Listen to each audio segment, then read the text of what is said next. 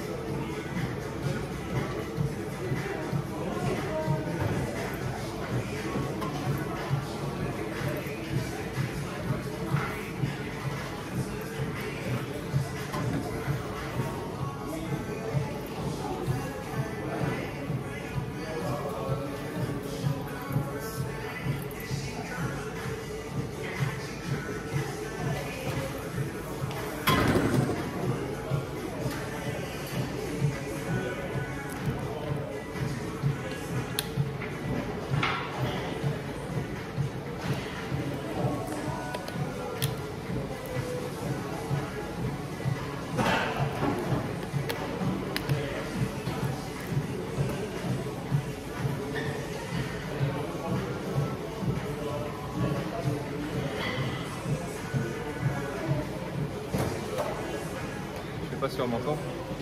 Ça fait 6 mois que je peux être à la salle.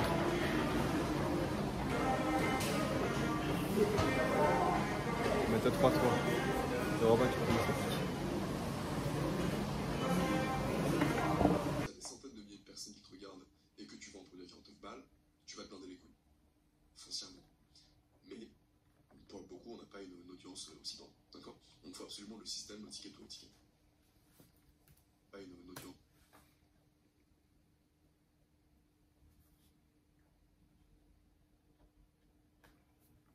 Aussi grand, d'accord? Donc il faut absolument le système, le ticket ou l'étiquette. Et hop, la vision globale.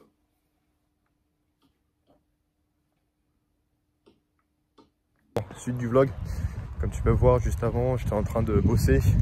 Et en fait, je voulais faire un discours sur je sais plus quoi.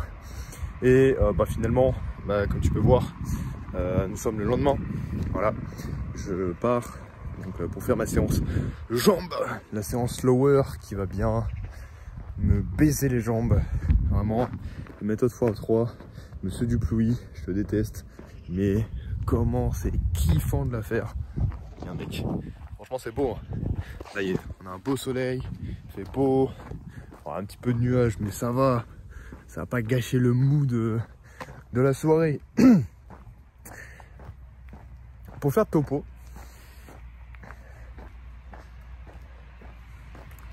je voulais faire le topo de mon avancement, de ma situation, de ma nouvelle structure en termes de business.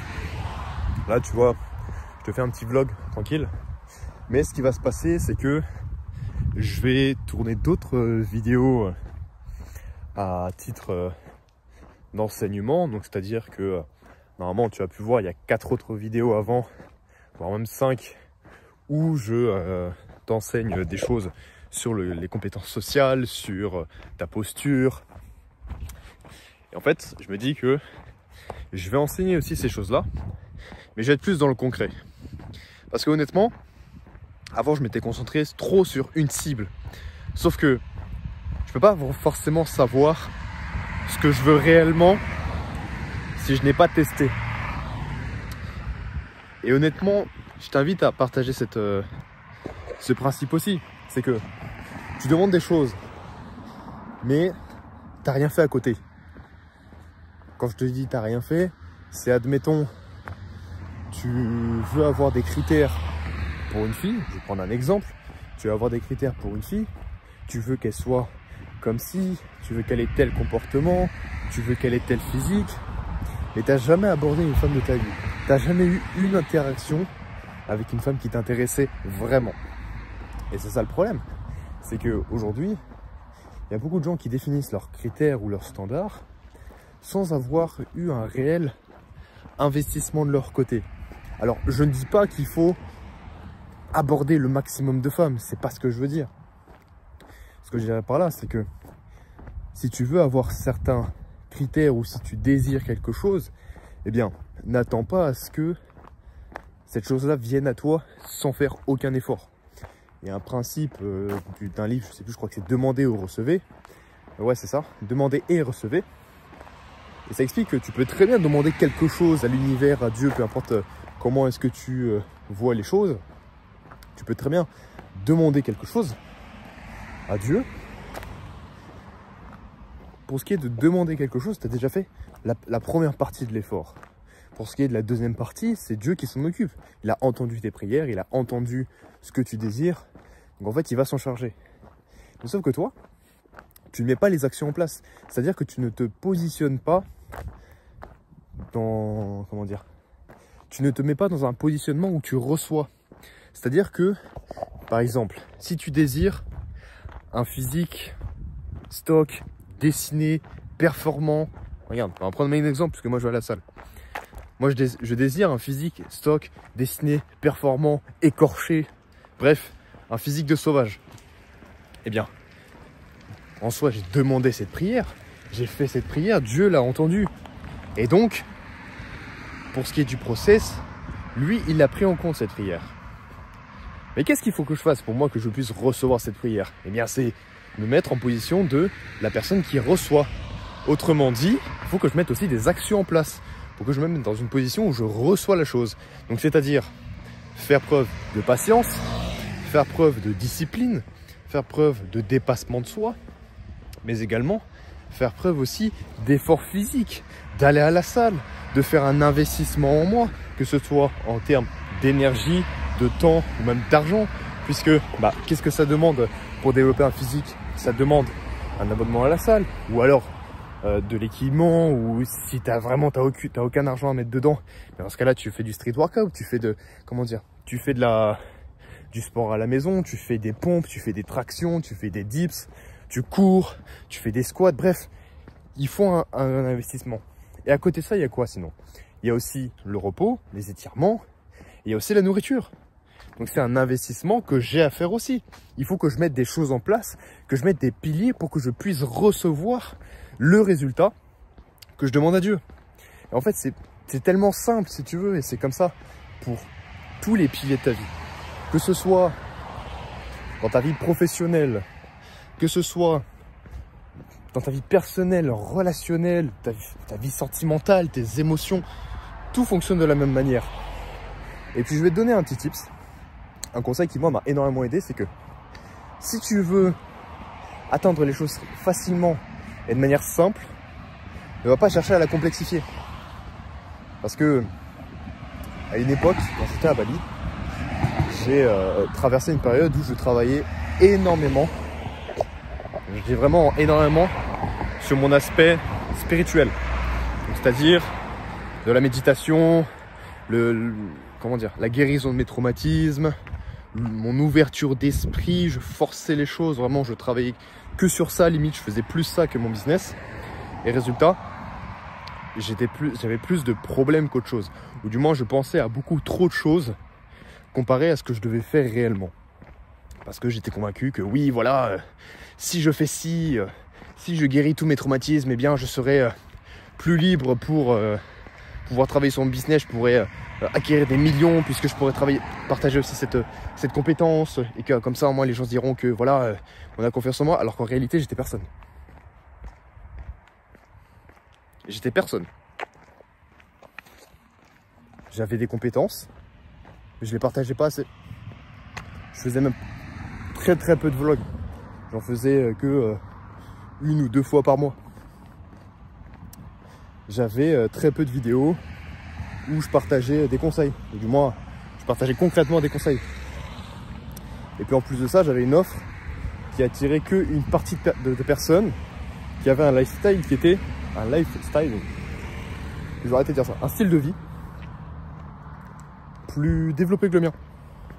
Et donc j'étais là, je me dis, mais dans ce cas-là, qu'est-ce que je fous quoi? Donc j'ai perdu énormément de temps, énormément d'énergie. Bon, énergie non, puisqu'en soi, je suis quand même reconnaissant, j'ai quand même appris des choses.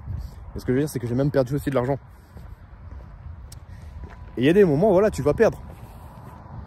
Tu vas perdre beaucoup. Et quand je dis beaucoup, tu vas perdre vraiment beaucoup.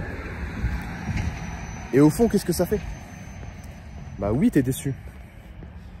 Oui, t'as mis tellement d'espoir sur un projet que tu ne te vois pas recommencer un nouveau cycle. Je dis ça en connaissance de cause, hein, vraiment. Tu vois, avant je faisais du coaching du coup pour les relations hommes-femmes. J'y mettais tellement d'espoir, je me disais oui, je vais pouvoir être le nouveau coach masculin, bref, dans ce qui est relation. Et au final, je m'étais dit, mais en fait, je me sentais plus à l'aise dedans. Et donc j'ai arrêté. Ça m'a fait chier. J'ai mis plusieurs mois à m'en remettre. Mais parce que j'ai décidé d'accepter d'arrêter ça, bah, ça m'a permis de me retrouver, mais de surtout réfléchir à de nouvelles opportunités. Et réfléchir à de nouvelles idées. Réfléchir à un nouveau cycle que je vais pouvoir réaliser. Et ce, bah, comme j'ai fait tellement de... Et j'ai pris tellement de risques, j'ai fait tellement de choses, j'ai fait tellement d'échecs, que du coup je me dis, au moins je sais où est-ce que je ne dois pas aller. Et surtout, le plus important, où est-ce que je dois aller. Et comment, par où, comment, bref. J'ai déjà des bases. J'ai des bases, j'ai des connaissances. Il y a plein de gens qui passent en vélo là. Ils se demandent mais qu'est-ce qu'il fait lui à parler sur son téléphone? Ce qu'on appelle les ondes sociales. Mais du coup oui, j'ai passé tellement de temps comme ça à apprendre de mes erreurs, à faire des erreurs, à prendre des risques, que maintenant j'ai développé une sagesse, que je suis capable de maîtriser, comment dire, je suis capable de m'arrêter à la limite. Admettons, ben voilà, je vais tester un produit que je vais mettre en vente, que je vais faire, comment dire, je vais lancer mon offre et tout. Si je vois qu'il ne fonctionne pas, si je vois les éléments qui montrent que, comme la dernière fois, ça ne fonctionne pas, eh ben je vais arrêter. Mais au moins, j'aurais osé. Et ce qui fait que je pourrais rectifier ma trajectoire, mon produit, ce qui ne fonctionne pas, et puis ça tournera. Et je vois sur le long terme. Je vois sur le long terme. Je me dis que je ne vais pas avoir les résultats tout de suite. C'est normal. Parce que je regardais une vidéo de Robin Duclouis, je ne sais pas si tu connais. Et ce gars disait qu'il avait marre de travailler avec des mecs de moins de 20 ans qui en plus de ça ont une petite dalle, mais voilà. Parce qu'aujourd'hui les jeunes, quand je dis les jeunes, c'est les moins de 20 ans en général, parce qu'en soi il y a des plus de 20 ans aussi qui disent ça, mais ils veulent tout de suite. Je répète ce qu'il disait, ils veulent tout de suite sans faire le moindre effort. Et ça, tu as dû l'entendre plein de fois. Comment dire, vouloir des résultats tout de suite sans faire d'effort. Et peut-être que tu fonctionnes avec ce rythme-là. Peut-être que tu as ce principe en tête. Et moi, je vais te dire une chose. Et j'ai tendance à être un peu plus radical. Mais des fois, c'est nécessaire. Tu vas pas tout avoir comme ça sur un plateau d'argent. Il faut faire des efforts. Il faut prendre des risques. Il faut faire des sacrifices. Parce que sinon, tu n'auras rien du tout. Tu n'auras rien du tout. Donc ça va, je suis gentil. Je dis pas ouais, tu vas être une merde et tout. Ça, c'était l'ancien Eddy. Je reste quand même bienveillant. Je reste quand même empathique envers les gens. Je fais preuve aussi de pédagogie, parce que ça n'a rien à voir. Mais bref, je suis beaucoup moins rabaissant et dévalorisant. J'ai mûri, j'ai grandi, j'ai appris de mes erreurs. Donc je sais ce qui est bon à dire, ce qui n'est pas bon à dire, ou du moins à quel moment il faut le dire. Donc voilà. Donc, comme tu peux voir, je m'éparpille un petit peu. Je peux parfois paraître un peu incohérent dans ce que je dis. Et tu vois, du fait de prendre conscience de tes erreurs, tu te corriges. Pareil pour mon éloquence. J'ai tendance à, des fois, utiliser des termes qui ne sont pas forcément les bons. J'ai très souvent des tics de langage. Et en plus de ça, j'ai tendance à utiliser des E, des N, à rallonger mes mots. Tout ça pour éviter les périodes de blanc. Et le fait de faire cette vidéo, ça fait un peu chier puisqu'il y a des voitures, il y a des vélos qui passent. Mais au moins je me dis que je m'améliore. Et plus je me force à le faire, puisque là je le force, moi personnellement ça ne me dérange pas, mais je me dis que plus je le force aujourd'hui, et plus tard, ça sera beaucoup plus fluide. Ça sera bien mieux qu'avant. Donc honnêtement, est-ce que ça vaut le coup? Oui. S'il faut que je parle pendant un quart d'heure sur des principes et des valeurs qu'il faut que je répète à longueur de temps, mais je m'en fous. S'il faut que tu as besoin, enfin, si tu as besoin qu'on te répète plusieurs fois les choses, que je ne sais pas depuis combien de temps est-ce que tu regardes ma chaîne, depuis combien de temps est-ce que tu me suis, mais si tu vois que j'ai besoin de te répéter, enfin si même toi tu as besoin de te répéter, que je te répète les choses, que je parle de toujours les mêmes principes, bah je le ferai. Moi ça ne me dérange pas. Bien au contraire. Au moins ça prouve que d'un côté tu as un peu du mal à imprégner les choses, mais d'un autre, ça prouve que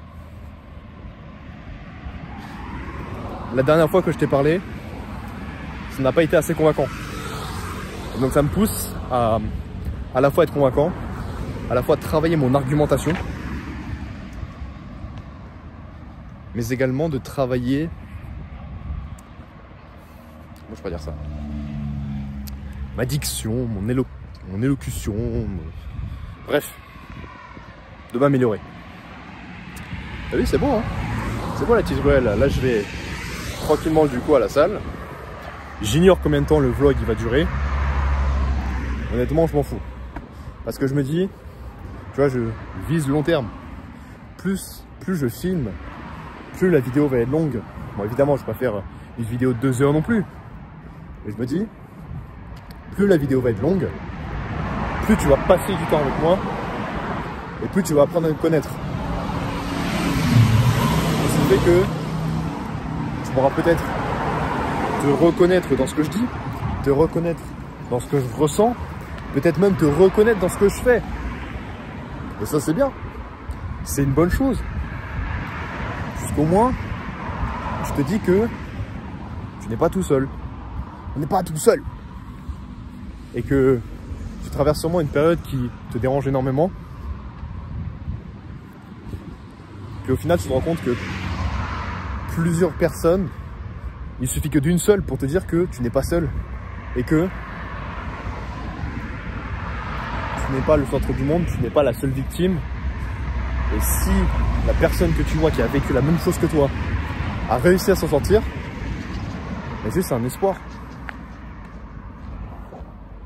C'est un espoir.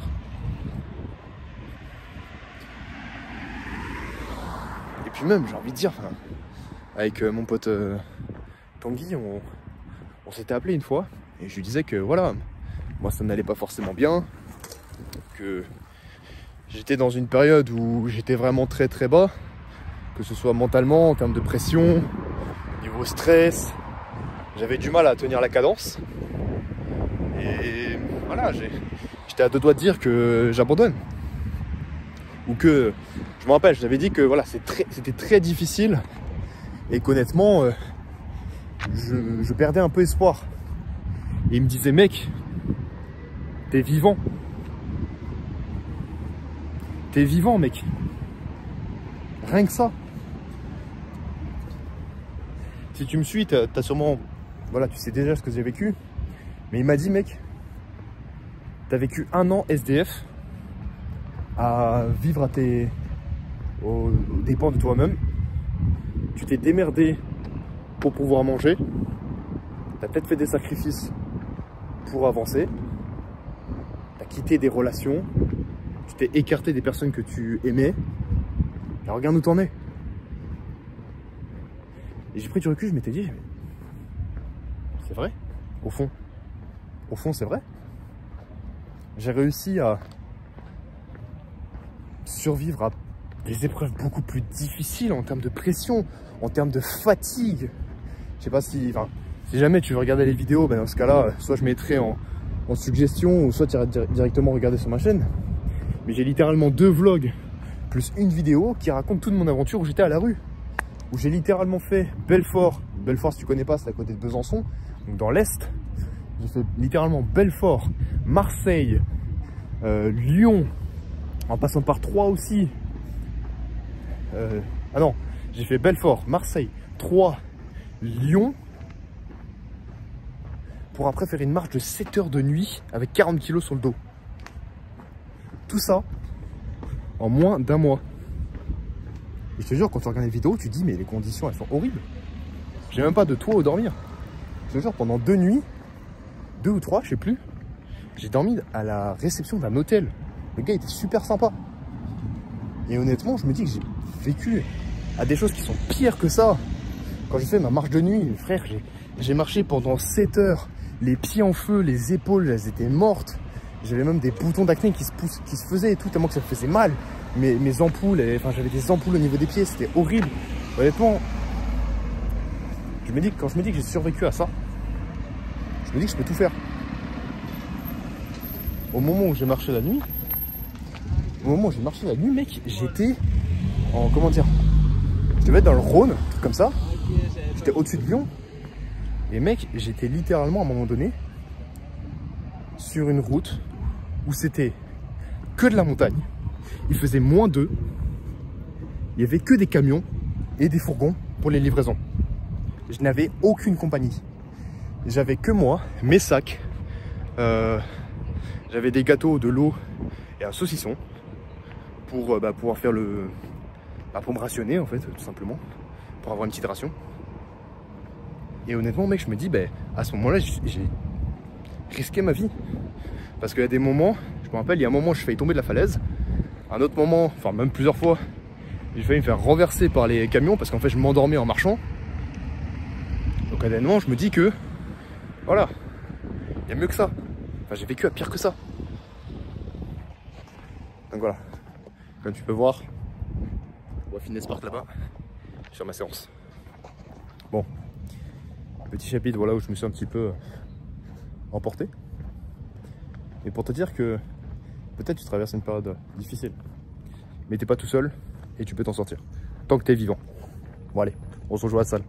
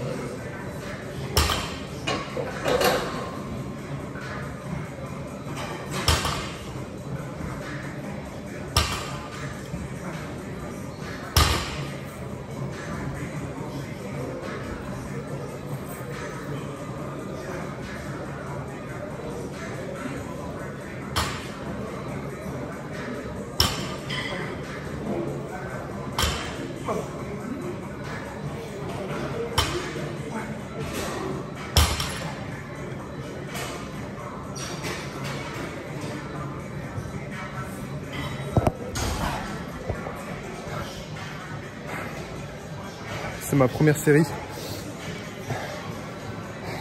Je suis déjà mort. Ce qui est fou avec le programme que je fais, c'est que j'ai à peine fait le premier exercice. Je suis déjà essoufflé. J'ai déjà des courbatures, j'ai déjà des crampes. J'ai un programme d'enculé.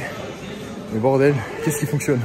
Je disais tout à l'heure que je visais des personnes qui avaient un lifestyle qui était au-dessus du mien. Ou que j'avais trop d'exigences envers la personne que je souhaitais aider. Et qu'en fait, j'ai perdu énormément d'argent à défaut d'être trop concentré sur certaines choses. Et en fait, je me dis, il y a des gens, ils n'ont pas forcément le même lifestyle que moi, ou du moins qui ont un lifestyle qui est soit au-dessus ou soit en dessous. Et en fait, je visais que les mecs qui étaient au-dessus. Alors c'est bien de viser toujours plus haut. Mais quand c'est pour aider, je me dis ça peut être pour tout le monde. Peut-être qu'il y a des gens qui sont pas capables d'investir d'investir énormément d'argent. Parce qu'avant je faisais du coaching du coup high ticket, donc c'est-à-dire un très haut prix. Et je me dis il y a des gens qui sont pas capables d'investir beaucoup d'argent. Parce que voilà, il y en a qui ont des contraintes, il y en a qui n'ont pas forcément qui gagnent pas autant 1, 2, 3. Excusez-moi, la séance m'a tué. Mais je disais donc qu'il y en a qui n'ont pas forcément qui gagnent pas forcément autant que ce qu'ils souhaiteraient pour pouvoir investir en grande somme. Et donc je m'étais dit, bah, puisque je visais que des mecs qui étaient capables d'investir une très haute somme, mais qui en plus de ça, bah, je